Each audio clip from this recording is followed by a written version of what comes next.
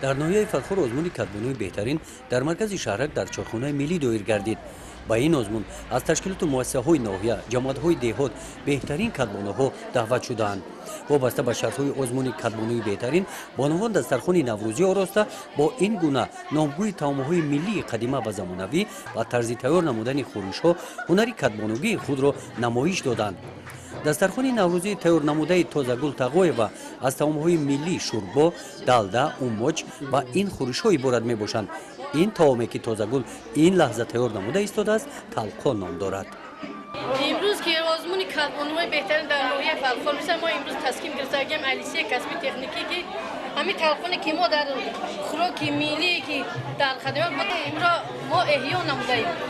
اول همین گندم ششته تازه کرده تنیم میکنیم و در آب جوشانده آن رو با تنیم کرده خوب کرده میمونیم و خارجی خودمون که چیزی که در همین تلخون که دختر مانیم و گند نخد رو هم خیلی میکنیم.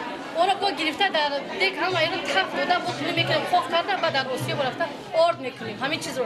سحر در اوقات تیاری که نمی 5 مینوت نگذشته همین خوراک تیار کرده. مالکوی ما گاکوی ما خورده همین را با کار رفتیم در که خوراک ملی قدیمی ما که ما اصلا زنده کردیم. اشتراکچی دیگری آزمون کدبانوی بهترین از جماعت دهات غیرت سلامت آدینه و دسترخوان نوروزی را با طعم‌های ملی قروتاب، نشایسته، گردسوز، آش بریده، شیرچای، سمبوسه و خورش‌های گوناگون انا همین گونه تیار نموده است. اوید طرز تیار نمودن طعم‌های ملی و زمانوی او معلومات خوب دارد.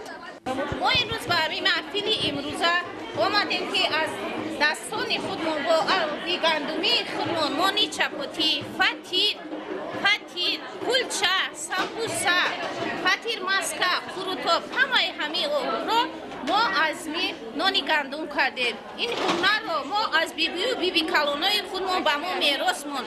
ما میخواهیم که کادرهای حاضر جوانان امروزه همه هنر میراثی رو هیچگاه فراموش نکنند و پیش برند. یکی از طعم‌های ملی قدیمی آش بریده است. پریما ستار و از جماعت دهات گلشن طرز تیار نمودن آن را نشان می‌دهد. زیاده 50 نمودی آوردی در خانه خود چلاقی تیار کردن ممکنه که ما خود زنای دهاتی تیار میکنیم این خوراک‌های عنعنوی خودمونه. اگر سوسر کرده تو نشویسته تو نان کلچه چپاتی برا اوتله دستخور همه چیزی که میشه به محصولات نانی تیار میکنیم و در قشلاق و آرد گندمی پیش همه بزن هنر کدبانوی در کره.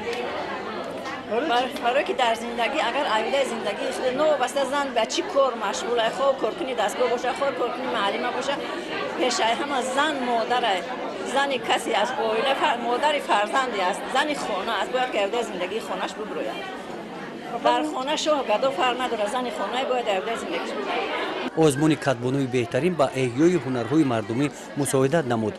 کدبانو هلالبی عبادو و طعام ملی با نام فتیر شیره تیار می نماید. از شیره آرد گندم تیار می شود. فتیر را می شوریم، فتیر را گردانده با آب می کنیم، جدا آب می کنیم. بعد فتیر شیره نام دارد در کسلی‌ها و در بسیار کسلی‌ها فایده آور است. در معده و روده و اما این کسلی‌های چند نمود کسلی فایده آور است. فتیر شیره نام دارد. در تاریخ گذشته مردم تاجیک کوچی همچون طعام معمولی حساب می‌یافت. سال همو گدای و طرز تیار نمودن آن را از مادرش یاد گرفته است. ما کوچی تیار کردیم. این کوچی را آب جوشامدگی را شیرگر میکنن، نمک می‌دوزی و بچه نیامی طعم خودت. بعد آرد می‌دوزی یعنی خود کوفته هم بگی کم 7 بار پرهیز می‌تی. بعد 7 بار پرهیز دادن این تیار که می‌شود در طبق می‌برداری و مسکر می‌دوزی و خوردن می‌گیری. در این آزمون طعام دیگری ملی با نام غلمیندی معرفی کرده شد. عرفه شیرالی و طرز تیار نمودن این طعام را خوب می‌داند. اوقات ملی قدیمی و نامش غلمیندی می‌باشد.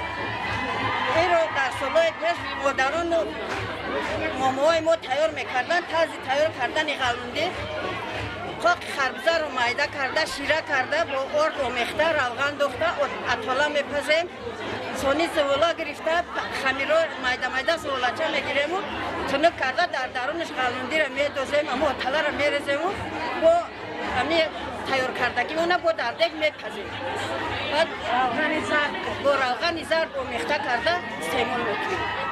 کدبانوی بهترین آزمونی هست که дар баробари эҳё намудани ҳунарҳои мардумӣ дарёфти кадбонуҳои беҳтарин, эҳёи таомҳои миллӣ ҳамчунин ҷалби духтарон ба ҳунарҳои пазандагӣ иборат мебошад. من بسیار خورش‌های ملی را آماده کرده می‌توانم. از قبیل تاب، شکراب، آش بریده، بعضی نمودی خورش‌ها. این هنرها رو من از مادرم، از بیبیم و از دیگر اعضای خانواده‌ام یاد گرفتم. وقتی که من همین‌ها رو اونها می‌پختن، من همین‌ها رو دیده از وی یاد گرفتم. همه اینها رو من از اونها یاد گرفتم. یعنی باز ما در خونم کیچن نموده که اونها که خوراک می‌پزن، من هم از اونها یاد گرفتم. من اونها رو می‌پزم. مثلا فطیر مسکه اونها می‌پزن یا قروتاب می‌پزن یا شیربیرین یا چیزی که اونها تیار کنن، من هم از اونها یاد می‌گیرم و همون خوراک‌های ملی رو من هم می‌پزم. شما از این دولت صاحب استقلال خود می‌کنیم که سال 2017 رو پیشوای معظمی ما، خب پیشوای ملتی ما که محترم اساسا صلح وحدت ملی، پیشوای ملت ما محترم امامعلی رحمان میباشد که همچون سال 2017 که سال جوانان خوب پیشنهاد نموده و این باعث افتخار ما میباشد و سهم زنان رو در اینجا نیز در ردیف مردم بلند برداشتند. این چنین برگزارگردی چنین چهاربینی‌ها این باعث افتخار ما جوانان ما بانوان میباشد. озмуни кадбонуи беҳтарин дар ноҳияи Фархор бо фарогирии занону духтарони шаҳрак ва деҳот дар ду давр сурат гирифт. زنان و بانوان ناحیه فرخار باستانی نیز در برابر دیگر زنان دیگر شهر و ناحیه‌ها بهر احیا نمودن عنعنه‌های نیک نیاگان باز امروز بر سر میز آراستن دسترخوان نوروزی آمادگی‌ها دیده ایستادند.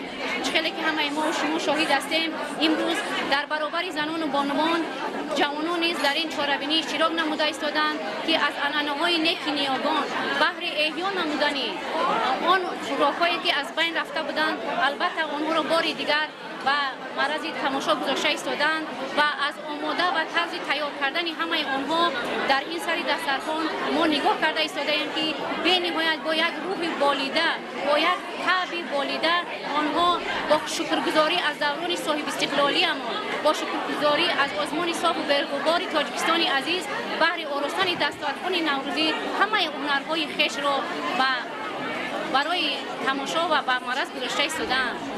маҳорат ва ҳунари кадбонуҳо бахшида бо озмуни кадбонуи беҳтарин аз ҷониби ҳакамони озмун баҳогузорӣ карда шуда ғолибони даври ноҳиявӣ бо тӯҳфаҳо қадр карда шуданд.